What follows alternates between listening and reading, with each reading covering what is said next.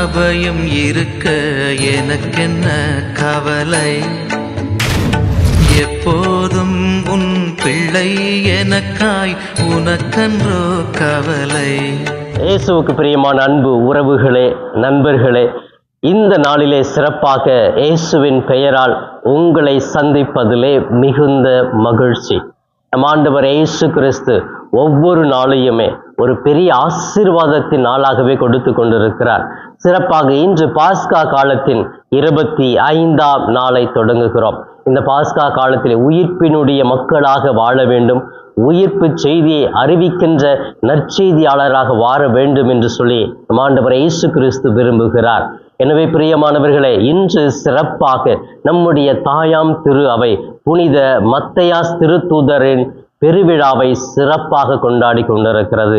யார் இந்த திருத்தூதர் மத்தேயாஸ் என்பது நம் அனைவரும் அறிந்த உண்மைதான். ஒரு சிலருக்காக வேண்டி இதை நான் பதிவிட ஆசைப்படுகிறேன். பிரியமானவர்களே, இயேசுவோடு நெருக்கமாக வாழ்ந்த 12 சீடர்களில் ஒருவர் தான் யூதாஸ் இஸ்காரியோத். இயேசுவை 30 வெள்ளிக்காசுக்காக காட்டி கொடுத்து அதை நான் தவறு செய்து விட்டேன் என்று உணர்ந்த பிறகு அவன் தூக்கு மாட்டிக்கொண்டு மரிக்கிறான். எனவே அவன் மரித்த உடனே 12 சீடர்களிலே 11 சீடர்கள் தான் இருக்கிறார்கள். இயேசு 12 சீடர்களை வைத்துத்தான் அவருடைய பணியை தொடங்கினார். எனவே ஒருவர் குறையாக இருக்கிறாரே, இன்னொருவரை நாம் தேர்ந்தெடுக்க வேண்டும் என்று சொல்லி மற்ற திருத்தூதர்கள் எல்லாம் சேர்ந்து பேசுகிறார்கள். எனவே யாரை தேர்ந்தெடுப்பது என்று குழப்பம், ஜெபிக்கிறார்கள். தூய ஆவியான எங்களுக்கு வெளிப்படுத்துவார் என்று வேண்டிக் கொண்டே இருக்க பொழுது 2 முக்கியமான நபர்கள் அவர்களுக்கு கொண்டு வரப்படுகிறார்கள். அந்த 2 நபர்களை யார் தேர்வு செய்வது என்று அவர்களால் யோசிக்க முடியவில்லை. எனவே என்ன செய்கிறார்கள், அவர்கள் 2 பெயருடைய பெயரையும் எழுதி போட்டு குழுக்கள் முறையிலே பெயர் எடுக்கிறார்கள். அந்த குழுக்களில் பெயர் வந்தவர் தான் புனித மத்தேயாஸ். பிரியமானவர்களே, இப்படி குழுக்கள் முறையில் திருத்தூதராக தேர்ந்தெடுக்கப்பட்டவர் தான் இந்த மத்தேயாஸ் என்றால், அவர் கடவுளை பற்றி இயேசுவை பற்றி அறிந்தவரா அறியாதவரா என்று ஒரு கேள்வி எழலாம். எனவே பிரியமானவர்கள், இவர் இயேசு பிறந்ததிலிருந்து மரித்தவரை இயேசுவோடு பயணித்திருக்கிறார். இயேசு மீது ஆழ்ந்த நம்பிக்கை வைத்து அவர் பின்னாடியே போயிருக்கிறார்.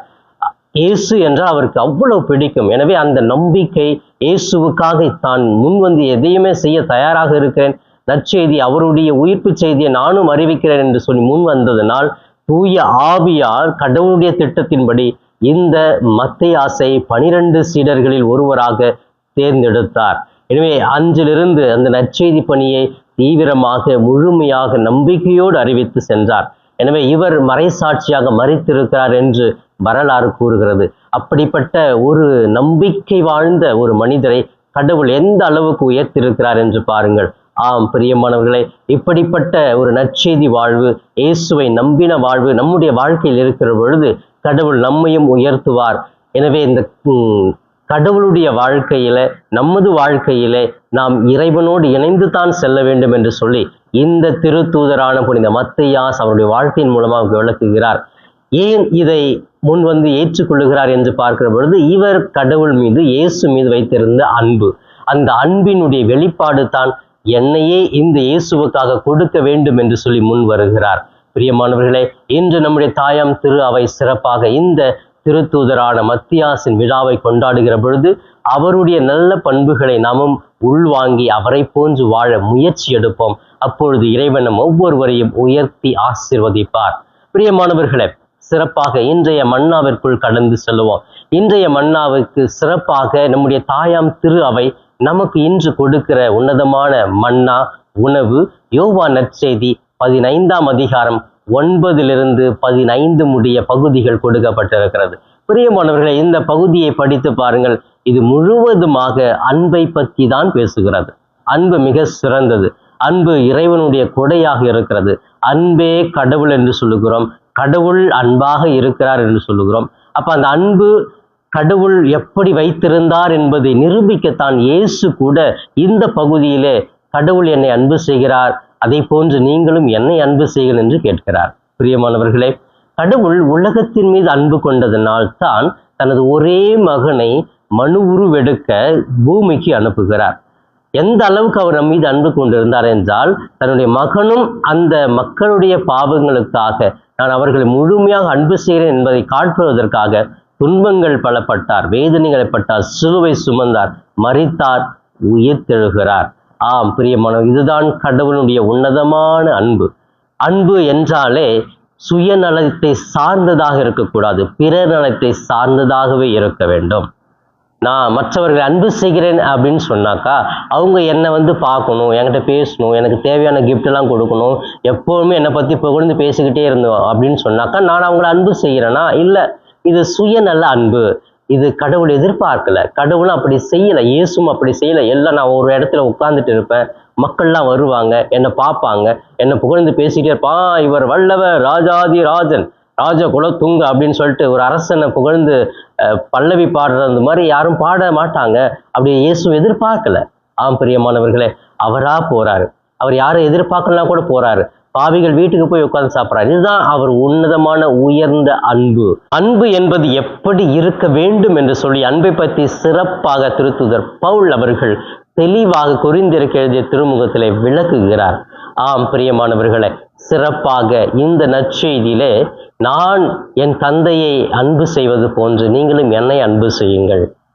என் தந்தை என்னை இந்த மண்ணுக வாழ்வுக்கு அனுப்பி இருக்கிறார் என்றால் மக்களை அன்பு செய்யவே. எனவே நீங்கள் என்னை அன்பு செய்தால் என் தந்தையை அன்பு செய்கிறீர்கள். என் மகிழ்ச்சி உங்களுள் இருக்கவும், அது அந்த மகிழ்ச்சி நிலையாக இருக்கவுமே நான் வந்தேன் என்று சொல்லி ஆண்டவர் வெளிப்படுத்துகிறார்.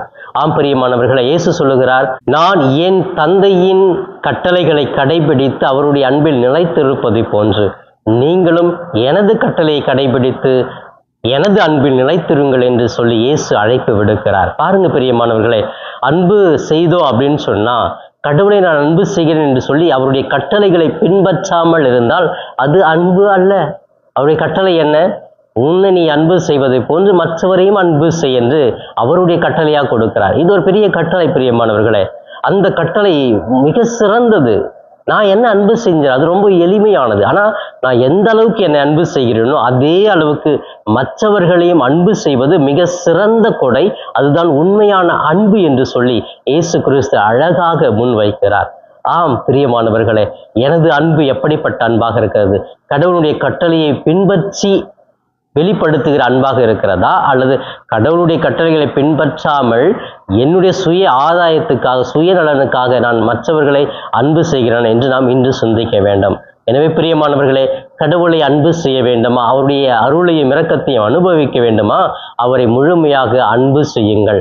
நீங்கள் உங்களை அன்பு செய்வது போன்று பிறரையும் அன்பு செய்யுங்கள். இந்த அன்பை பற்றி பல நேரங்களிலே பேசியிருக்கிறோம், பல கருத்துக்களை உள்வாங்கியிருப்பீர்கள். உங்களுக்கே அன்பு என்றால் என்னவென்று தெரியும். அப்படி இருந்தும் ஒரு சில நேரங்களிலே உண்மையான அன்பை காட்ட முடியாமல் இருக்கலாம்.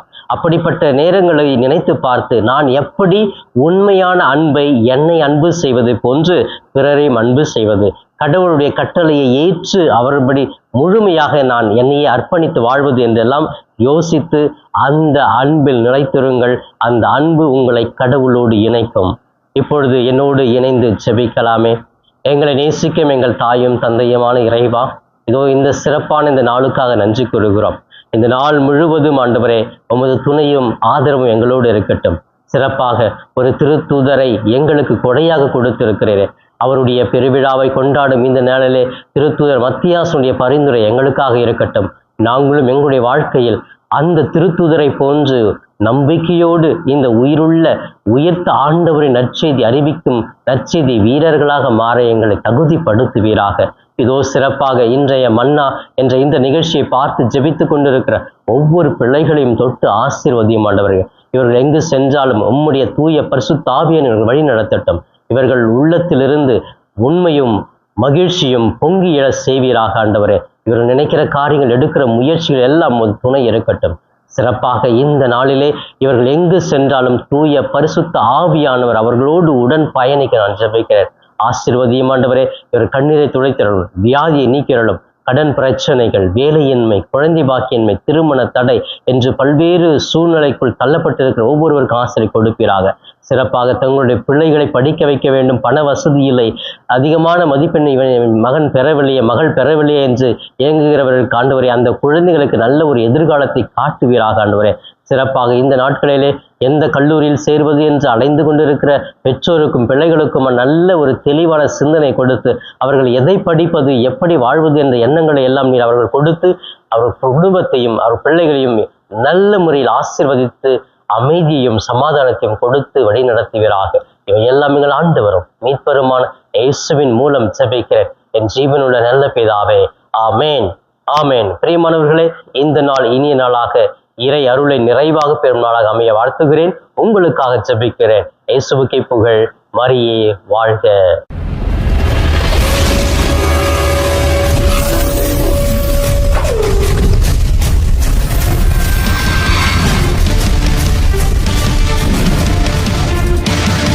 நண்பர்களே, இந்த காணொளியின் மூலமாக உங்களை சந்திப்பதில் மிகுந்த மகிழ்ச்சி. இந்த காணொளியை முழுமையாக பார்த்த உங்களை வாழ்த்துகிறேன். தொடர்ந்து ஃபாதர் தாஸ் கேப் யூடியூப் சேனலை பாருங்கள், ஜெபியுங்கள், இறைவன் மீது இருக்கிற நம்பிக்கையை ஆழப்படுத்துங்கள். உங்களுக்காக தொடர்ந்து ஜெபிக்கிறேன். இறை ஆசிர் என்றும் உங்களோடு இருக்கட்டும். இறைவனுடைய அமைதி உங்கள் உள்ளத்திலே குடிகொள்ளட்டும். உங்களுடைய குடும்பம் சமாதானத்தோடு வாழட்டும். நீங்கள் எடுக்கிற ஒவ்வொரு முயற்சிகளும் ஆசீர்வதிக்கப்பட நான் தொடர்ந்து ஜெபிக்கிறேன். தொடர்ந்து இந்த சேனல் ஃபாதர் தாஸ் கேப் யூடியூப் சேனலை சப்ஸ்கிரைப் செய்துவிட்டு தொடர்ந்து வருகிற ஒவ்வொரு காணொளியும் பார்த்து இந்த யூடியூப் சேனலை தாங்கும்படி உங்களை பாசத்தோடு கேட்டுக்கொள்கிறேன். நன்றி.